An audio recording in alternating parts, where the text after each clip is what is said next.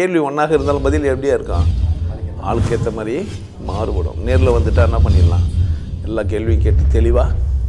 அதுக்கு தான் சத் சங்கம். என்னுடைய நோக்கம் எல்லாம் மனிதர்கள் எல்லாம் மகிழ்ச்சியாக இருக்கணும், அவ்வளோதான்.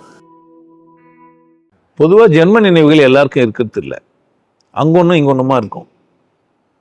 அப்படி பரிபூர்ணமாக நமக்கு லிஸ்ட் என்ன இல்லை. இந்த ஜென்மத்திலே நம்ம சில சம்பவங்கள்லாம் மறந்து வந்து நிற்போம். நாமளே இப்போ குழந்தையா இருக்கும்போது செய்யப்பட்ட செயல்கள்லாம் நமக்கு இல்லை. ஜென்மம் இல்லை, இருக்குது இல்லை. ஜென்மம் இருக்கும், ஆனால் தகவல் முழுசும் அப்படியே என்ன இல்லை, ட்ரான்ஸ்ஃபர் ஆகி வரதில்லை. அதே அறிவோடு நம்ம வரதில்லை. அதோட மேம்பட்ட அறிவோடும் வரோம், அதோட கீழே போகிற அறிவும் கூட உண்டு.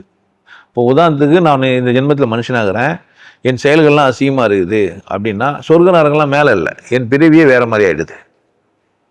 என் பிறவி என்ன ஆகிடுது, வேறு மாதிரியான ஜென்ம சாகல்பம். இது மாதிரிலாம் அந்த இந்து மதத்துக்குள்ளே இந்த கிளை கதைகளுக்கெல்லாம் அது உள்ளெல்லாம் சொல்லி வச்சு நிறைய பேர் அதை புரிஞ்சுக்கிறாங்களா இல்லைன்னு தெரியல. ஆனால் நான் செய்கிற செயலுக்கு எதிர்வினை இருக்குது. நான் என்ன செய்கிறனோ அதுக்கான எதிர்வினை எனக்கு இருக்குது. இங்கே இருக்குது, இல்லைன்னா அடுத்த பிறவியில் இருக்குது, மறுமையில் இருக்குது. நம்ம போனால் இந்த சொர்க்கத்தை இப்படி வச்சுக்கலாம். நீ சிறப்பாக சரியாக வந்தேன்னா அடுத்த பிறவியில் சொர்க்கத்தில் இருப்பேன்னா மேலே இல்லை, இங்கேயே சந்தோஷமான ஒரு வாழ்க்கை கிடைக்கும்.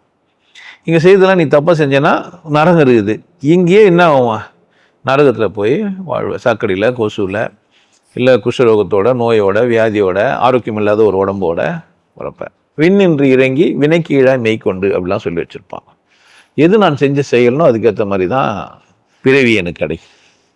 அப்போ தொடர்பெல்லாம் இருக்குதானா இருக்குது, பலனா இருக்குதானா இருக்குது, நினைவாற்றலில் அது எல்லாம் இருக்குதானா இல்லை. எனக்கு இருக்குது சிலதெல்லாம், ஆப்ஜெக்ட் எவிடன்ஸ் உங்களுக்கு கொடுக்க முடியல. இப்போ சில தழும்பெல்லாம் எனக்கு உடம்புல இருக்குது, அது இதனால தான் இருக்குதுன்ட்டு நான் ட்ரை பண்ணுகிறேன், கிட்டத்தட்ட நெருங்கிட்டேன். போன ஜென்மத்தில் செத்த இடத்த போய் நான் பார்த்துட்டேன்னா உங்களுக்கு ஆப்ஜெக்ட் எவிடன்ஸ் கிடைக்கும். போன ஜென்மத்தில் நான் பயன்படுத்த பொருளோ, இல்லை நான் பயன்படுத்தின வீடோ, நான் இறந்த இடமோ, அங்கே ஏதாச்சும் ஒரு சுவடோ எனக்கு கிடச்சிச்சேன்னா நான் என்ன செய்யலாம், உங்களுக்கு சொல்லலாம், அந்த பாரு ஆமாம் ஜென்மம் இருக்குதுன்ட்டு. ஆனால் ஜென்மம் இருக்குதுன்றதுக்கு சுவடுகள்லாம் சொல்லியே இருக்கிறாங்க. ஏற்கனவே ஒரு 8 வயசு சிறுமி இன்னொரு இடத்துக்கு போய் அவங்க அப்பா அம்மாவெல்லாம் அடையாளம் தெரியாதவங்களெல்லாம் சொன்னது, ஒரு குழந்தை செவ்வாய் கிரகத்தில் நாங்கள் 2 பேர் ஃப்ரெண்டாக இருந்தோன்னு சொன்னது, இது மாதிரி போன ஜென்ம கதைங்க பேசுனதெல்லாம் இருக்குது. உங்களுக்குமே இருக்குது. சில இடத்தெல்லாம் நீங்கள் போய் பார்த்தீங்கன்னா முன்னாடியே பார்த்த மாதிரி இருக்கும். இந்த இடத்த நான் ஏற்கனவே பார்த்துக்கிறேன், இங்கே ஏதோ நான் வந்த மாதிரி இருக்குது. சில மனிதர்கள் கூட நீங்கள் பேசுனீங்கன்னா இந்த மனிதர்கள் கூட ஏற்கனவே பேசுன மாதிரி இருக்கும், எங்கேயோ பார்த்துக்கிற மாதிரிலாம் இருக்கும். இதெல்லாம் ஜென்மத்தினால் ஆனது தான். பட் என்ன இல்லைன்னா முழுமையாக இல்லை, பர்ஃபெக்டாக எல்லாத்தையும் என்ன பண்ண முடியல, அப்படிலாம் சொல்ல முடியல. புரியுதா பாருங்கள், இல்லைனாலும் விட்டுருங்க. ஜென்மம் இல்லைன்னு விட்டாலும் தப்பு கிடையாது. ஆனால் என்னை பொறுத்த வரைக்கும் ஜென்மம் இருக்குது, பிறவி இருக்குது, சிலதெல்லாம் அது வருது போகுது. இப்போ தொடர்ச்சங்கிலி போல் பிறவி எத்தனுக்கிறோமானா ஆமாம். கரையே சேர முடியாமல் தவிக்கிறோன்னு கூட சொல்கிறாரு வள்ளுவர். பிறவி பெருங்கடல் அப்படின்றார். கரையேற முடியாமல் தவிச்சுன்னு இருக்கிறோம், மீண்டும் மீண்டும் பிறந்து செத்துன்னு இருக்கிறோம் அப்படின்னு வள்ளுவரும் சொல்கிறார். நான் வள்ளுவர் சொல்கிறதுக்காகலாம் சொல்லலை, எனக்கு நினைவாற்றல் இருக்குது கொஞ்சம் கொஞ்சம். நான் இந்த மாதிரி ஜென்மாலாம் நிறைய ஏற்ற மாதிரி எனக்கு தெரியுது, தோன்றதில்லை, உணர்கிறேன்.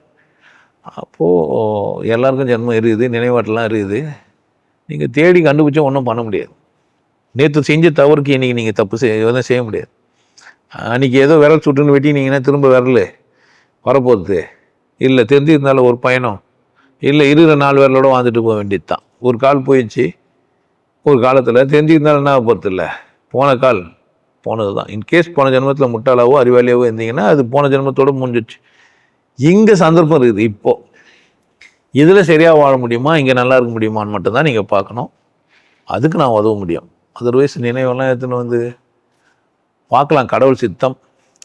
வாய்ப்பு கிடைச்சா நான் ஆப்ஜெக்ட் எவிடன்ஸ் கொடுக்குறேன். இல்லைனாலும் ஜென்மம் இருக்குது, நீங்கள் ஒத்துக்கலாலும் ஜென்மம் இருக்குது. நீங்கள் அதில் நான் அந்த பக்கம் வரல, தேவையில்லை. இந்த ஜென்மத்திலே நீங்கள் சரியாக இருக்க பாருங்கள், சமாதியை சாதிக்க. உங்களுக்கு எல்லாருக்கும் ஒரு விஷயம் சொல்கிறேன், ஆனந்த வாழ்வு அப்படின்ற ஒரு கோர்ஸ் யூடியூப்ல போட்டு வச்சுக்கோங்க. ஹாப்பி லைஃப் கோர்ஸ் நீங்கள் மெம்பர் ஆனீங்கன்னா ஆனந்த வாழ்வு கோர்ஸை நேரடியாக நீங்கள் யூடியூப்ல பார்க்கலாம். ஃபேமிலியாக டிவியில் போட்டு என்ன பண்ணலாம், எல்லாரும் ஃபேமிலியாக போட்டு பார்க்கலாம். ஒருத்தர் தான் சப்ஸ்கிரைப் பண்ணீங்க, 5 பேர் 6 பேர் என்ன பண்ணலாம், நீங்கள் அதை பார்க்கலாம். வாய்ப்பு பயன்படுத்திக்கப்பா.